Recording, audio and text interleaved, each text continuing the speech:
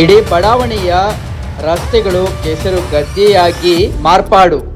ಹಂದಿ ಮತ್ತು ಬೀದಿ ನಾಯಿಗಳ ಕಾಟಕ್ಕೆ ಬೇಸತ್ತ ಸಾರ್ವಜನಿಕರು. ನಗರಸಭೆ ಅಧಿಕಾರಿಗಳಿಗೆ ಎಷ್ಟು ಬಾರಿ ಮನವಿ ಮಾಡಿದರೂ ಸ್ಪಂದಿಸದ ಅಧಿಕಾರಿಗಳು. ಹೌದು, ಇದು ಎಲ್ಲಿ ಅಂತೀರಾ? ಹರಿಹರದ ಪ್ರತಿಷ್ಠಿತ ಬಡಾವಣೆಯಾಗಿರುವ ಕೇಶವನಗರ ಮತ್ತು ಪಟೇಲ್ ಬಡಾವಣೆಯಲ್ಲಿ ಆಗುತ್ತಿರುವಂತಹ ಸಮಸ್ಯೆ.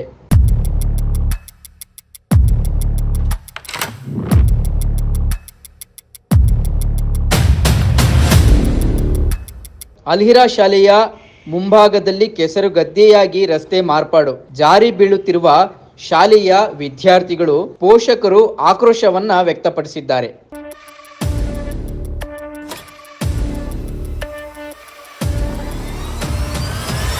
ಏನ್ ಪ್ರಾಬ್ಲಮ್ ಇದೆ? ಚರಂಡಿ ನೀರಂದ್ರು ಏರ್ತೈತಿ. ಅದನ್ನೇ ಸರ್ ತೊಂದರೆ ಕೂಡ ಮಾಡಕತ್ತಿಲ್ಲ, ಯಾರು ಬರ್ತಾ ಇಲ್ಲ. ಯುಜಡಿದು ನೀರು ಬರ್ತೈತ ರೋಡಿಗೆ? ಬರ್ರಿ ನೀವು ಮತ್ತೊಂದ್ರಲ್ಲ. ಒಂದು ವಾರದಿಂದ ಕಂಟಿನ್ಯೂಸ್ ಆಗಿ ನೀರು ಮೇಲೆ ಹರಿದು ಹೊರಗಡೆ ಬರ್ತಾ ಇದೆ. ಇದು ಯಾರು ಕೂಡ ತಿರುಗಿ ನೋಡ್ತಾ ಇಲ್ಲ. ಮತ್ತೆ ಇದು ಎಂತ ರಸ್ತೆ ಅಂದ್ರೆ ಮೇನ್ ರಸ್ತೆ. ಇದು ಸಾಯಿಬಾಬಾನ ದೇವಸ್ಥಾನ ಇದೆ, ಮಸೂದಿಗಳಿದೆ.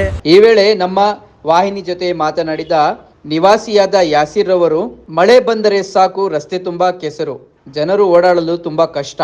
ದ್ವಿಚಕ್ರ ವಾಹನ ಸವಾರರು ಜಾರಿ ಬಿದ್ದು ಕೈಕಾಲಿಗೆ ಪೆಟ್ಟು ಮಾಡಿಕೊಳ್ಳುತ್ತಿದ್ದಾರೆ. ಇಡೀ ಏರಿಯಾದಲ್ಲಿ ಯಾವುದೇ ಚರಂಡಿ ವ್ಯವಸ್ಥೆ ಸರಿಯಿಲ್ಲ, ಸ್ವಚ್ಛತೆಯನ್ನ ಮಾಡಲಾಗುತ್ತಿಲ್ಲ. ಹಾವು, ಹಂದಿ, ನಾಯಿಗಳ ಕಾಟ ಹೇಳತೀರದು ಎಂದು ಆಕ್ರೋಶ ವ್ಯಕ್ತಪಡಿಸಿದ್ದಾರೆ. ಇಲ್ಲಿ ಕೇಶವನಗರ ಫಸ್ಟ್ ಕ್ರಾಸ್ನಲ್ಲಿ ನೀವು ನೋಡ್ತಾ ಇರಬಹುದು. ಈ ರಸ್ತೆಯಲ್ಲಿ ತುಂಬಾ ಕೆಸರು. ಮುಂದೆ ಸ್ಕೂಲ್ ಇದೆ, ಇಲ್ಲಿ ಮದ್ರಸಾ ಇದೆ.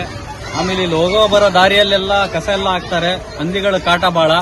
ಇಲ್ಲಿ ಚರಂಡಿಗಳು ಆಗ್ಲಿ ರಸ್ತೆಗಳಾಗ್ಲಿ ಏನು ಡೆವಲಪ್ಮೆಂಟೇ ಇಲ್ಲ. ಹೇಳಿ ಸಾಕಾಯ್ತು. ಆಮೇಲೆ ಮುನ್ಸಿಪಾಲ್ಟಿ ಅವ್ರಿಗೆ ಬಂದು ಹಗಲೆಲ್ಲ ಫೋನ್ ಮಾಡಿ ಕರೆದು ಎಲ್ಲ ಕ್ಲೀನ್ ಮಾಡಿಸ್ಬೇಕಾಗತ್ತೆ. ಈ ತರ ಆದ್ರೆ ಪಾಪ ಮಕ್ಕಳೆಲ್ಲ ಸ್ಕೂಲಿಗೆ ಹೋಗೋದು, ಮಲೇರಿಯಾ ಆಗ್ಲಿ ಡೆಂಗು ಆಗ್ಲಿ ಅದೆಲ್ಲ ತುಂಬಾ ಕಷ್ಟ ಆಗತ್ತೆ ಮಕ್ಕಳಿಗೆ. ಆಮೇಲೆ ಹಾವಿನ ಕಾಟ ಜಾಸ್ತಿ ಇಲ್ಲಿ. ಹಾಗಾಗಿ ಇವತ್ತು ಎಲ್ಲ ಸೇರಿ ಇದನ್ನ ತೋರಿಸ್ಬೇಕಂತೇಳಿ ಕರೆದಿದ್ದೀವಿ ಎಲ್ಲರಿಗೂ.